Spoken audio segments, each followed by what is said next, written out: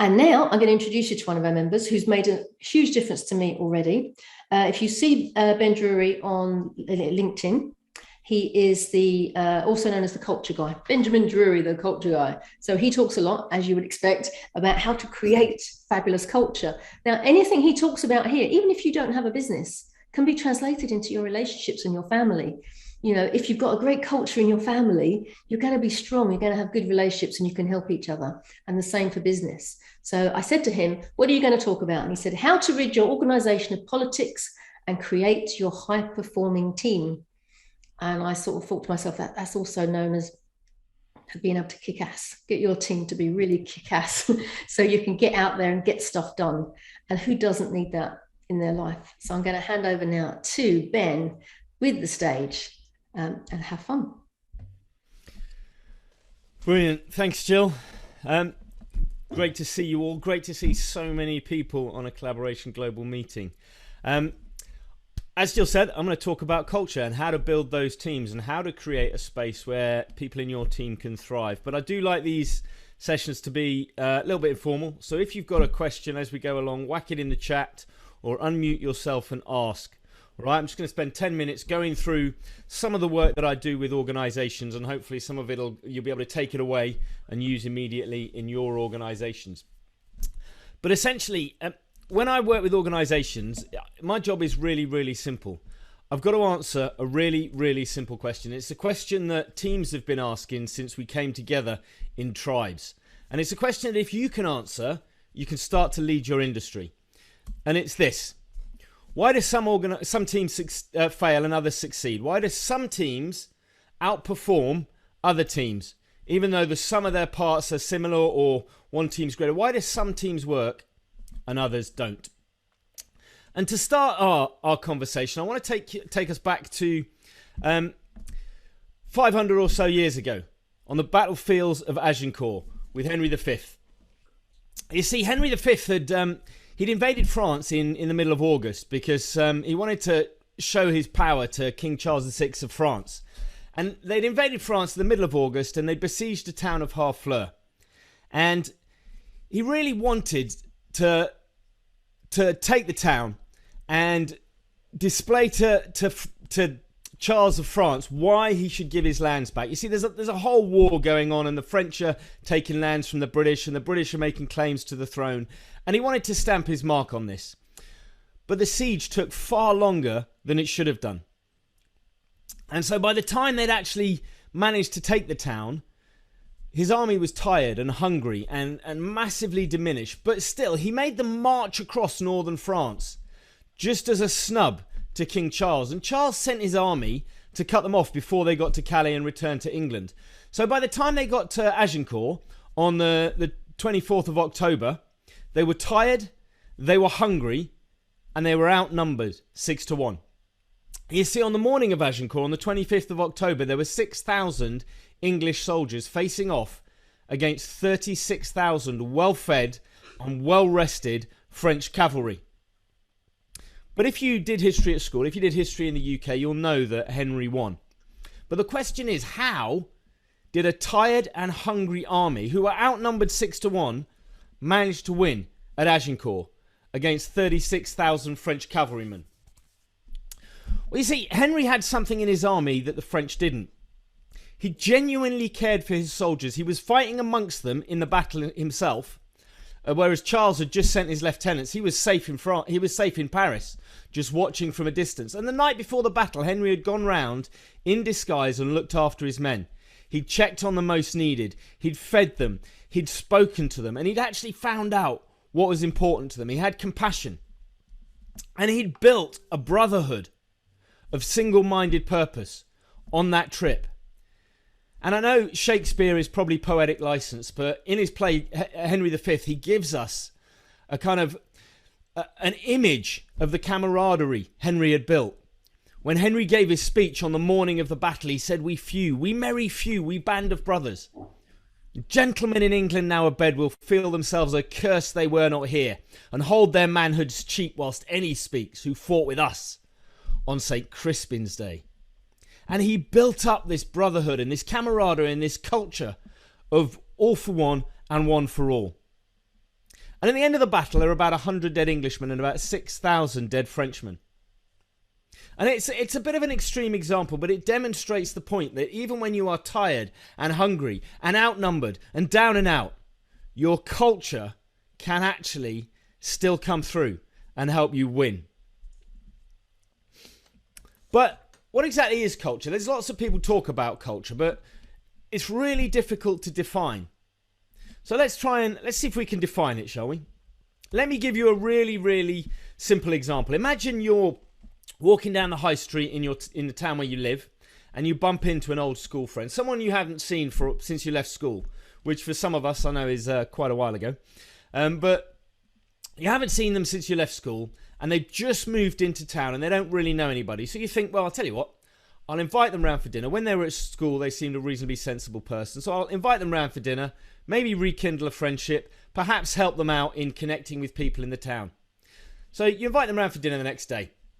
And the next day rolls round and you shove stuff in cupboards to make sure it looks like you live in a fairly tidy fashion. And you rustle up a fantastic meal and you set the table. And then at 7:30 there's a knock at the door and your guest arrives. And you introduce them to your other half and you exchange pleasantries and then you sit down at the table. And then things get weird. Not good weird, strange weird. Before you've even managed to sit down, your guest is piling stuff on their plate. Half the food is gone and on their plate before you've even pulled in your chair. And then they start talking to you and they don't really stop to ask any questions. They start telling you about stuff and spitting food on the table, and they barely use a knife and fork. And the language they use. Oh my word, words you've never heard uttered in your house, and you hope the rest of your family can't hear from afar. Now, while I'm telling this story, some of you are squirming in your seats a little bit, feeling a bit uncomfortable about, if this was actually happening in my house, what would I do? But if it was happening in your house, what would you do? Would you kind of feign tiredness and usher them out and then go to bed and resolve never ever to invite them again? Or would you actually challenge their behaviour and say you need to behave more appropriately? And that is all culture is, that little word, appropriately. I don't suppose any of you have sat down and written the house rules for coming in and being a guest in your house. But they exist. The unwritten rules of etiquette, what it means to be the standards of behaviour that you would expect for anybody in your house. They are there, even though you've probably never discussed them. And that is all culture is. It is a shared set of values and behaviours. And when two people come together in an organisation, a shared set of values will form about an understanding of the world and the way things are done. And that is all culture is. But why is it so important in organisations? Well, whenever two people come together, there will be a shared culture and it will affect everything. But in order to understand how it affects everything, I want to explain to you about a little experiment that a guy called Pete Skillman did. And he was a designer, and like me, he studied what makes teams succeed and what makes teams fail. And he did a little experiment where he gathered groups of 4 people. And he gathered CEOs and lawyers and business students, and he gathered structural engineers, and he also gathered kindergarten children, 6-year-olds, in groups of 4. And he did it from all walks of life throughout the world, across cultures. And he gave them a simple task. He said, your job is to build the tallest tower you can with just these 4 things. 20 sticks of spaghetti, 1 yard of sellotape, 1 yard of string, and 1 marshmallow. You've got 20 minutes to build the tallest tower you can, and the only rule is the marshmallow must go on the top when you've finished. And they all set about building their towers. And what he discovered in almost all walks of life, with the exception of the structural engineers who had a massively unfair advantage, the 6-year-old kids outperformed all the other groups. The CEOs, the business students, the lawyers, all sorts of people. They outperformed CEOs by about 20%. Their tower was 20% taller than CEOs. They outperformed the lawyers by about 60%. And they outperformed business students by about 120%. So how on earth was a bunch of 6-year-olds able to outperform all these people who are the top in their field? Well, it comes down to something that Alex Pentland discovered, who is a computer scientist that runs the MIT Human Dynamics Lab, and he studies human behavior and what brings people together. And what he discovered is people do their best work when they feel safe, which seems rather obvious, but he didn't mean safe in the sense of we're not going to get attacked by lions and tigers and bears. He means safe in the sense of you can be yourself. You're happy to express yourself and be the real you and be authentic in an environment. And what he discovered is when people feel safe, they do their best work. And it makes kind of sense, because if you imagine you could silence that little voice in your head, the one that says, am I good enough? The one that says, do I belong here? The one that says, what if somebody finds out I'm not as good as as they think I am? That little voice in your head that says, you're a bit of an imposter, you don't really know what you're doing. Well, imagine you could completely silence that voice. How much better or more productive or more successful would you be? And that is exactly what building culture does. It silences that voice. It says, look, these are the rules of the game we are playing by. And it makes everything so clear to everybody. So everybody knows what they're being judged on, what's expected, and what the rules of the game are. So it silences that little voice in your head that says, am I good enough?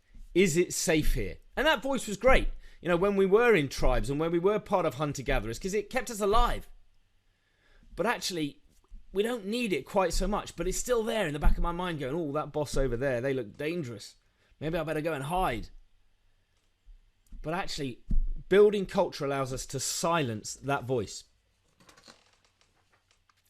And that's how the kids were able to outperform these accomplished people in their field.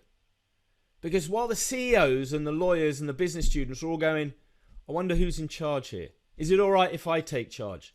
What if I say this and have this idea? Will everybody think I'm stupid? What if I don't say it and somebody else has the idea and I'll have missed my chance? The kids were just stuffing spaghetti and marshmallows together. They were loving it. They didn't care who was in charge or who said what. They just got on with the job. And therefore they were far more productive than all the people worrying about these group dynamics. Now, there are essentially 4 things you need to look at when you are trying to build a culture. There are 4 areas you need to kind of examine in your organization or in your team. And this is what I call the one framework. We've developed it over about 2 decades looking at organizations, about 4 things you need to cover. And I just want to quickly run through those 4 things. First one is purpose, the cause. Why does your business exist? What are you trying to achieve? Everybody needs to understand what it is. And it comes in 3 parts: your mission, your vision, and your values. Your mission is essentially what you do every day. So for me, it's about making workplaces awesome. That's what I exist for. Everything I do is geared towards helping organizations make workplaces awesome. Whether it's a seminar, whether it's consultancy, whether it's writing courses, whatever it is, I'm all about trying to create workplaces where people can thrive. That's what mission is. My vision is the world you see when you do your job well. And for me, if everybody went to work excited and energized and full of life and went home at the end of the day feeling fulfilled, my job is done. I can pack up and go home. That is what I'm aiming for. That vision of the world where everybody loves what they do and enjoys their work and feels fulfilled like they're doing something worthwhile. That's the vision. And the third part is the values. What are the rules of the game?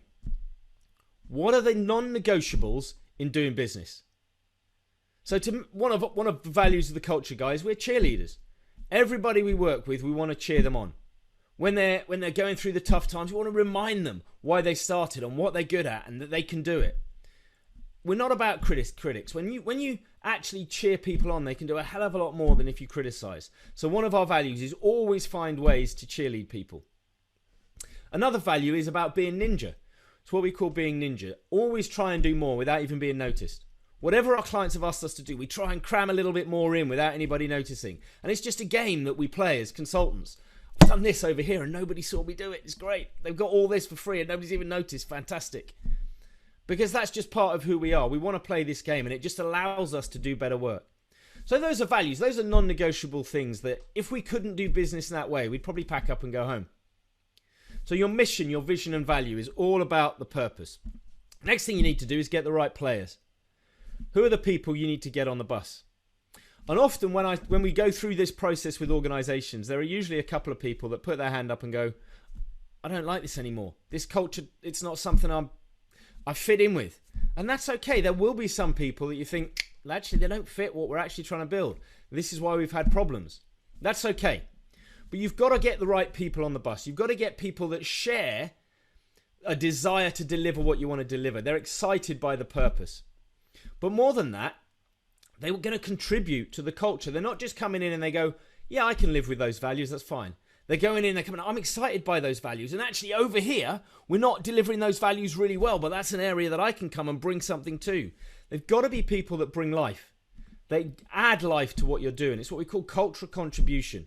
Are they going to make a contribution to improving and enlarging the culture? Next, we want to talk about the voice. This is what we call the internal-external communications and the language we use. Everything you say and do has to be authentically reflecting the values. If I talk about the fact that I have compassion for my clients and then I don't return their calls, or the way I talk to them isn't compassionate, then actually it's not really a value, is it?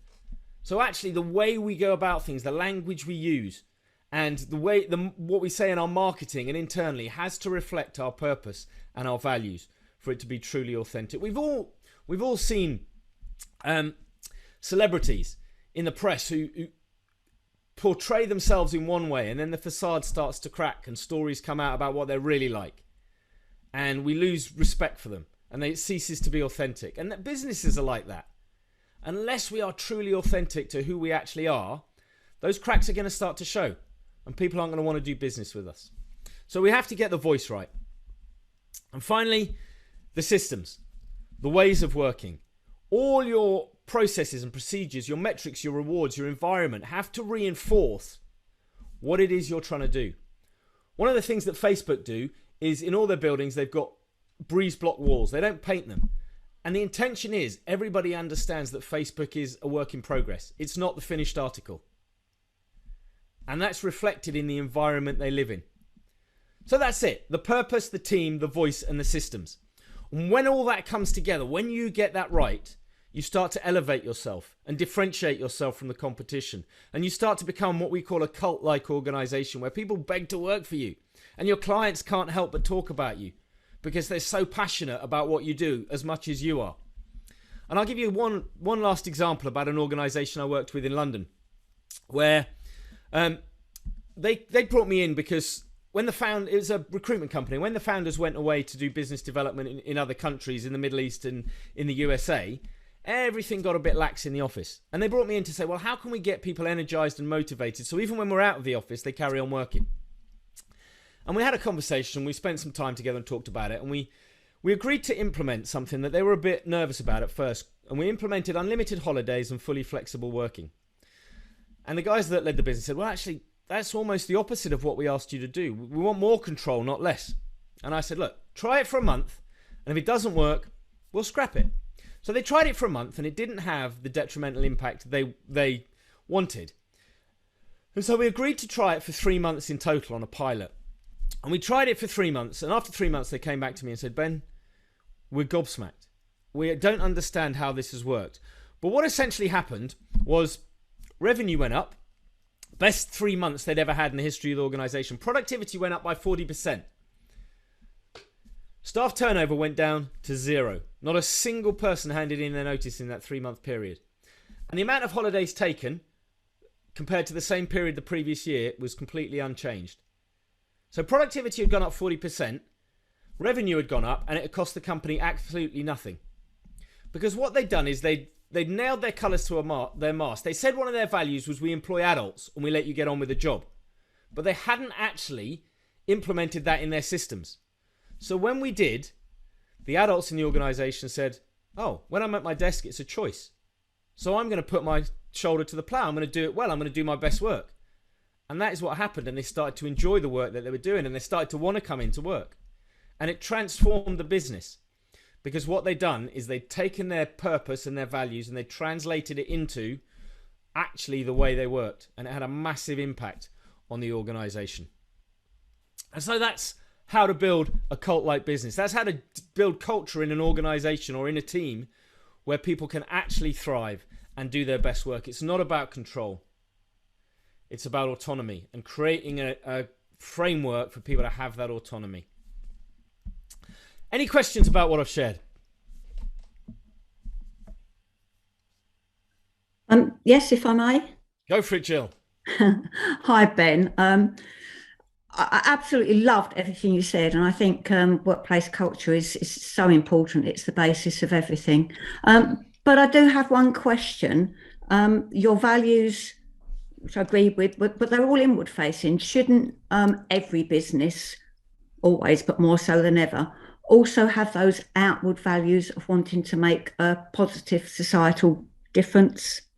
Absolutely. And that comes out in the vision and the mission. The values themselves should be driving behavior in the organization, because that's the only bit we can really control, those behaviors internally. I can't control my clients' behaviors. I can give them things that they might want to get excited about, but I can't make them get excited. So actually the values are all there. They should be driving behaviors internally. But yes, the mission for me is all about creating places where people can thrive. It's about moving society from consumption and want and greed into community and fulfillment and joy. And that is part of our mission. Absolutely. And Yeah. the mission and vision should certainly reflect that desire to have positive change and positive impact. Absolutely. But the values should be all about, well, how's it going to drive my behavior towards that mission, essentially? That's a great question.